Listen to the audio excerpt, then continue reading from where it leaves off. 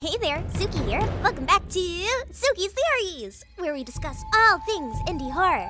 Today, we're diving back into the cannibalistic nightmare that is cooking companions. In our last video, we summarized the story of the game. Discussing key plot points, we came to the conclusion that we are playing as the Baba Yaga during the Holodomor in Ukraine, when Karin and the gang happened upon our cabin while we were down in the basement preparing our next meal of human flesh. However, I'm not convinced Gregor, Anatoly, Mariah, and Karin came to our cabin by accident. There is also the question of who the Chompettes are and why they're helping us during our time in the cabin. You might remember that I mentioned that just because we're the child-eating Baba Yaga, we're not actually the bad guy in this story.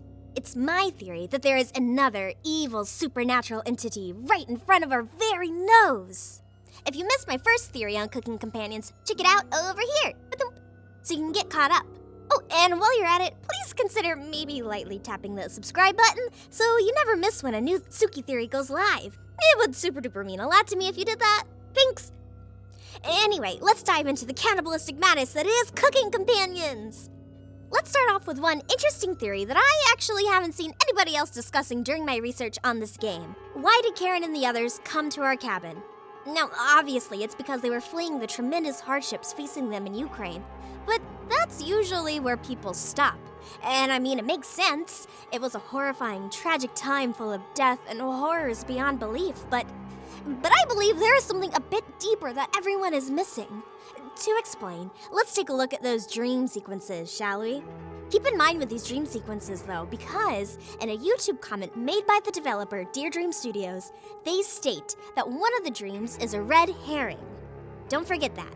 The first dream sequence describes something riding on your back that you can't shake off. You can't see it, and it progressively hurts more and more the longer it stays attached to you.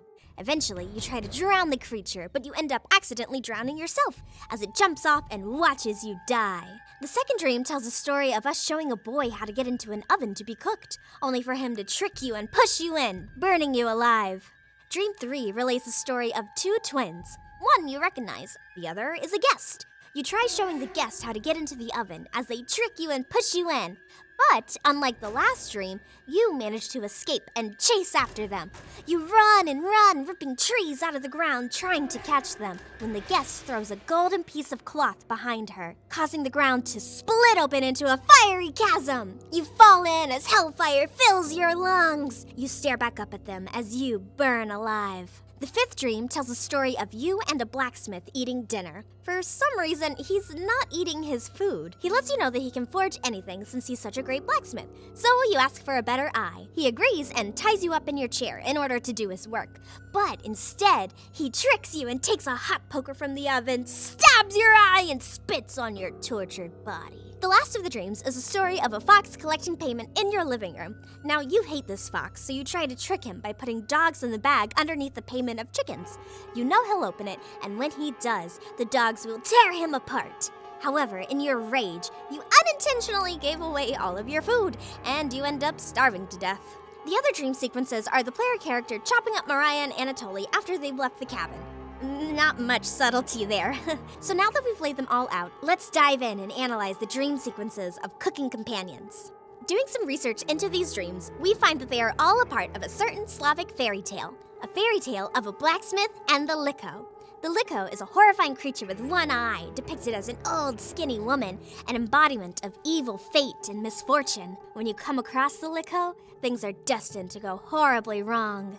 In the tale of the Liko, there is a story of the blacksmith and a tailor who venture into the woods to find evil, only to find the one-eyed Liko in her cabin. She throws the tailor into the oven and eats him. The blacksmith, however, in order to avoid being cooked and eaten, tells the Liko he can forge any item she might need since he's a blacksmith. The Liko agrees and asks for a new eye. As the Liko is tied up on the table ready for the new eye, the blacksmith tricks her, taking a hot poker and stabbing her eye with it. Now this story ends in 4 different ways. The first, the good ending, the blacksmith manages to escape after poking out the Liko's eye.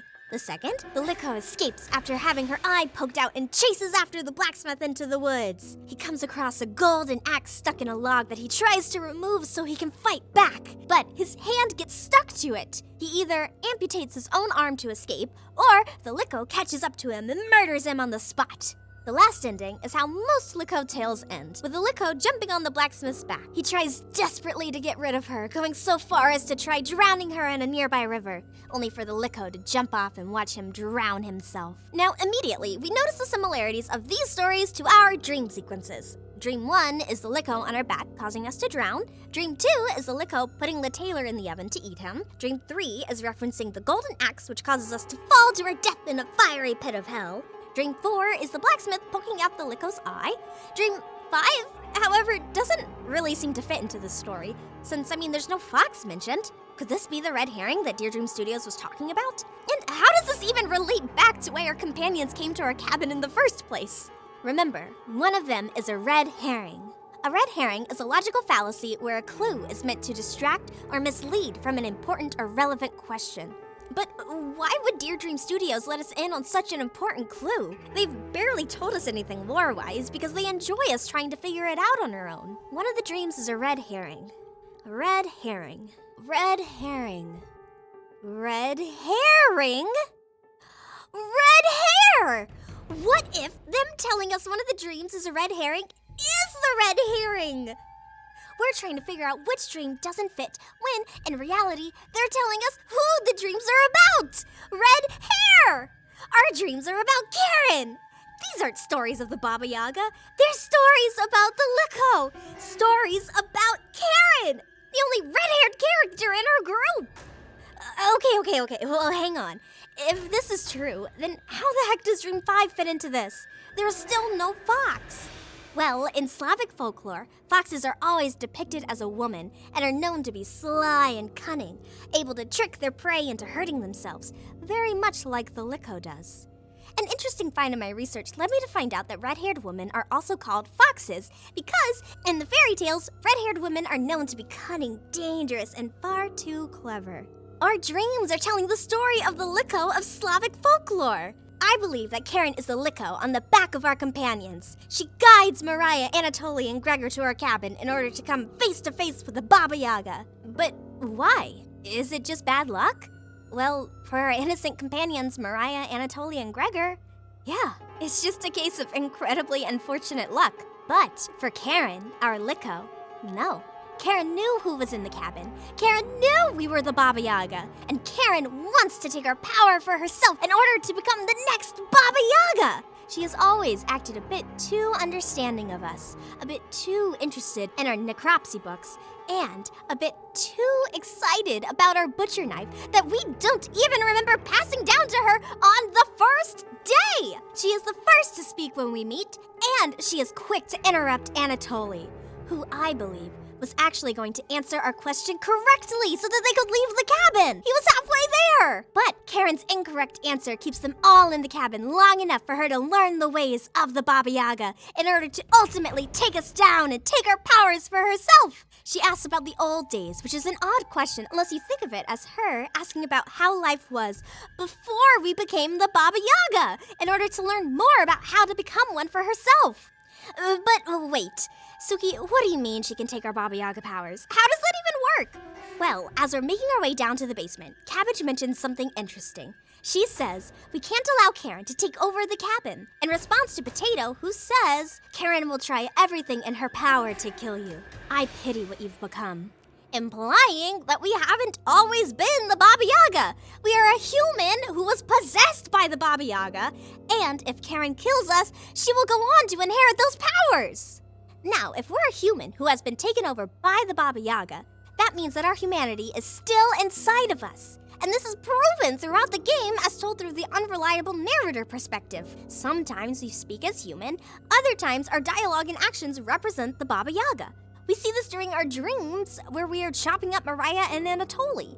When we sleep, the Baba Yaga fully takes over our soul, finding our friends who left the cabin and taking them back to the basement, where she chops them into bite-sized pieces. We are fighting for our humanity. We don't want to kill and eat our friends. Why else would we be wasting our time giving them vegetarian food in the beginning? Why not just cut to the chase and eat them immediately, huh?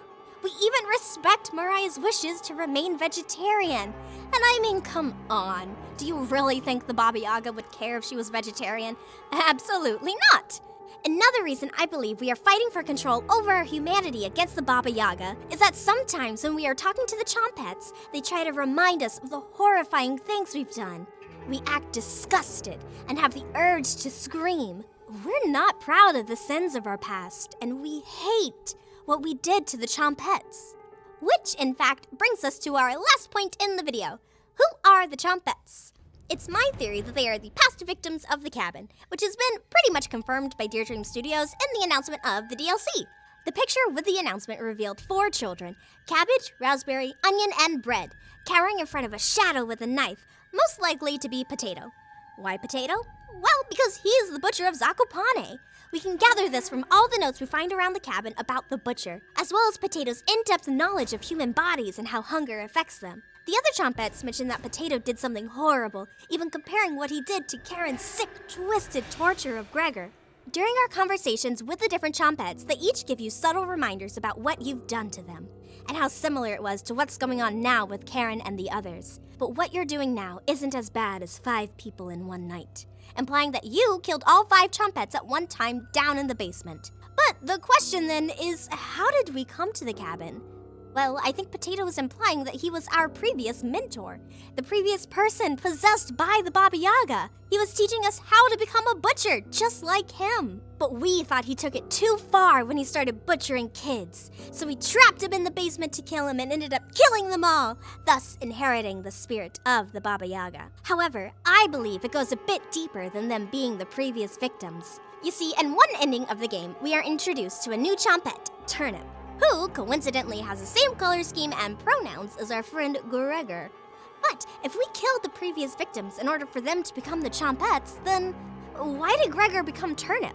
Was it implied that we killed him? Actually, I think so. We killed Gregor in order to put him out of his misery so Karin can't torture him anymore by feeding him bits of himself.